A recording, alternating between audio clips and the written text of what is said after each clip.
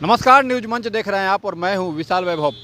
BPSC अभ्यर्थियों को लेकर जो है बड़ी खबर अपडेट आ रही है। जी हां, जी पप्पू यादव जो पूर्णिया सांसद चीफ सेक्रेटरी से मिले हैं बीपीएससी के, तो वहीं प्रशांत किशोर ने भी जो है बीपीएससी अभ्यर्थियों को लेकर बड़ा बयान दिया है। तो चीफ सेक्रेटरी से मिलने के बाद पूर्णिया सांसद पप्पू यादव ने क्या कुछ कहा है, प्रशांत किशोर जनसुराज के संस्थापक ने क्या कुछ कहा है, आपको छोड़ जाते हैं सभी के प्रतिक्रियाओं के साथ। बने रहिए न्यूज मंच के साथ। न्यूज मंच के लिए विशाल वैभव, पटना। नमस्कार, न्यूज मंच देख रहे हैं आप और मैं हूं विशाल वैभव। बीपीएससी अभ्यर्थियों को लेकर जो है बड़ी खबर अपडेट आ रही है। जी हां, जी पप्पू यादव जो पूर्णिया सांसद चीफ सेक्रेटरी से मिले हैं बीपीएससी के, तो वहीं प्रशांत किशोर ने भी जो है बीपीएससी अभ्यर्थियों को लेकर बड़ा बयान दिया है। तो चीफ सेक्रेटरी से मिलने के बाद पूर्णिया सांसद पप्पू यादव ने क्या कुछ कहा है, प्रशांत किशोर जनसुराज के संस्थापक ने क्या कुछ कहा है, आपको छोड़ जाते हैं सभी के प्रतिक्रियाओं के साथ। बने रहिए न्यूज मंच के साथ। न्यूज मंच के लिए विशाल वैभव, पटना। डेलीगेशन के साथ मुझे जाने का अवसर मिला। मैं यही कहूँगा कि आज मुख्य सचिव महोदय ने जितनी शालीनता के साथ संवेदनशील होकर सभी विद्यार्थियों की मांग सुनी, अच्छे माहौल में कोई आर्गुमेंट नहीं, कोई काउंटर आर्गुमेंट नहीं, हर बात को सुना, हर को नोट किया और उन्होंने ये कहा कि आपकी इन बातों से हम चर्चा भी करेंगे, जांच भी करेंगे और मुख्यमंत्री जी को अवगत भी कराएंगे। ये जैसा कि छात्रों ने, साथियों ने बताया, उन्होंने कोई निर्णय नहीं दिया है, निर्णय नहीं किया है। संभव है कि उनके स्तर की बात ना हो, संभव है कि उनको और विचार विमर्श की जरूरत हो, संभव है कि उनको चीफ मिनिस्टर से क्लियरेंस की जरूरत हो। मामला चाहे जो भी हो, जहां है वहीं है।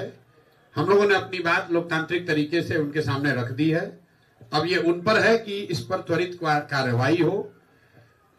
अभी हम साथियों ने मिलने के बाद ये जो लोग लौट कर आए हैं तय किया है कि 48 घंटे का समय, 2 दिन का समय हम लोग को सरकार को देना चाहिए, लोकतांत्रिक मर्यादाओं को ध्यान में रखकर। क्योंकि चीफ मिनिस्टर आज शायद पटना में नहीं है, रात में लौटेंगे, तो हम लोग 48 घंटे तक चीफ मिनिस्टर के आने का और आज जो चर्चा हुई है उस पर अधिकारीगण मिलकर जो निर्णय लेना चाहते हैं, क्योंकि मुझे जो बताया गया है कि बैठक के दौरान भी उन्होंने कहा है कि ये सब जांच जो हम 24 घंटे में भी करा सकते हैं। तो उन्हीं बातों का, क्योंकि मैं तो वहां था नहीं, लेकिन उन सभी बातों का सार जो है मिलकर हम लोगों ने तय किया है कि अगर, और ऐसी मेरी समझ भी है कि अगर सरकार चाहे तो अगले 48 घंटे में इसका एक उपाय, आगे का रास्ता निकाला जा सकता है। छात्र पूरी तरीके से आंदोलन से अलग हटकर पढ़ना चाहते हैं, अपनी जिंदगी बनाना चाहते हैं, ये टकराव का रास्ता नहीं चाहते हैं, कोई भी टकराव का रास्ता नहीं चाहता है। छात्रों ने एक कदम बढ़ाया है, तो अब सरकार पर है कि सरकार भी एक कदम बढ़ाए, मामले को खत्म करे। ये बिहार के हम लोग की उसमें भूमिका क्या होगी, तो मैं चाहूंगा कि छात्रों की ओर से आप बात कर लूं। हम लोग की जो 5 मांगे थी कि री एग्जाम होना चाहिए और जिन साथियों के ऊपर एफआईआर हुआ है उसको वापस लिया जाए। सोनू यादव नाम का जो एक लड़का इस पूरे मामले के कारण उसने आत्महत्या कर ली, उसके परिवार वालों को 10 लाख का मुआवजा मिले और सरकारी नौकरी मिले। पुलिस वालों की ओर से जो बर्बरतापूर्वक लाठीचार्ज किया गया उनके ऊपर कार्रवाई हो। तो इन तमाम मांगों को हमने रखा चीफ सेक्रेटरी के सामने, वहाँ होम सेक्रेटरी भी थे। तो ब्यूरोक्रेसी का अपना जो एक नफरतुला तरीका होता है जवाब देने का, वो एक खांचे में ही बोलते हैं, वही तरीका था चीफ सेक्रेटरी सर का भी। न तो उन्होंने हाँ कहा किसी भी मांग को लेकर और ना कहा नफरतुला जवाब की देख लेंगे, जांच करवा लेते हैं, हम चाहे तो 24 घंटे में जांच करवा लेते हैं, उसके बाद जो होगा आपके हित में निर्णय लिया जाएगा। हम लोगों ने तमाम जो मांगे रखी उसमें हमने जो हमारा जो री एग्जाम का मुद्दा था उसके लिए हमने ठोस तर्क दिया कि क्या सर 18,000 लोगों का अलग से एग्जाम लिया जा रहा है, पीटी में जो कुल रिजल्ट होगा वो लगभग 20 से 21,000 लोगों का रिजल्ट होगा और 18,000 का एग्जाम आप अलग से ले रहे हैं, यानी कुल रिजल्ट का 90% के बराबर ये है।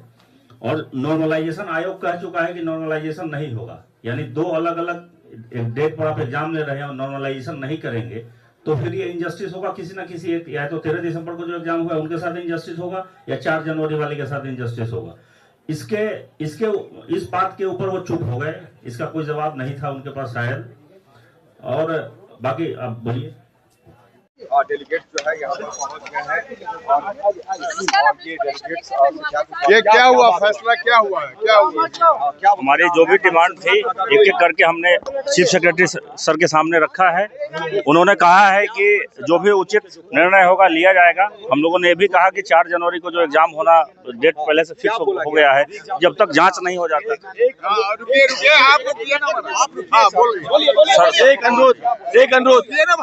एक अनुरोध गेट यदि यहाँ पर व्यवस्था है। अरे आप छोड़िए ना, फिर बात करने दीजिए। जी नहीं आप देखें आगे तब बोले क्या हुआ, क्या फैसला आया? सर को पहले आप बोलना आगे, हमको पार्टी नहीं चाहिए। नहीं आप आगे चलिए, यहाँ आप चलिए, आप जाइए। हमारी बेटियां बच्चे ने बता दी, यही लोग सारे डिफाइन किए हैं। मैंने 2 बात सिर्फ उनसे कही है कि सभी सेंटर की जांच कर लीजिए, सीसीटीवी फुटेज आप मंगा लीजिए, सीसीटीवी फुटेज उसको कहिए देने के लिए, कब कौन बच्चे गए हैं सभी वीडियो के साथ इन्होंने दिया कि ये 4 बच्चे क्या कर रहे हैं, वो उन्होंने वीडियो भी दिया है। कितने बजे बच्चे प्रवेश किए हैं, 12 बजे बच्चे कैसे प्रवेश करेंगे जब 2 मिनट में बच्चे नहीं होने देते हैं। तो मैंने जांच की बात की। 2 दिन पूर्व जो प्रैक्टिस हुआ सेम क्वेश्चन के द्वारा, उसकी बात मैंने की कि फिर एक ही सेंटर पर एक ही कोचिंग के द्वारा, और फिर उस कोचिंग को बीपीएससी कैसे बुलाया, जिस कोचिंग के सेम प्रैक्टिस पर क्वेश्चन दिया गया और उसके पहले वो सेंटर दी गई, फिर उस कोचिंग को बीपीएससी ने बुलाया। तो 3 में मैंने कहा, 2 बात मैंने कही कि बच्चे पर केस आप नहीं होने दीजिए। उन्होंने स्वीकारा कि मैं बच्चों पर केस नहीं होने दूंगा। मैंने उनसे पर्सनली रिक्वेस्ट किया है और मेरी ये लड़ाई है कि मैं बच्चों पर केस नहीं होने दूंगा।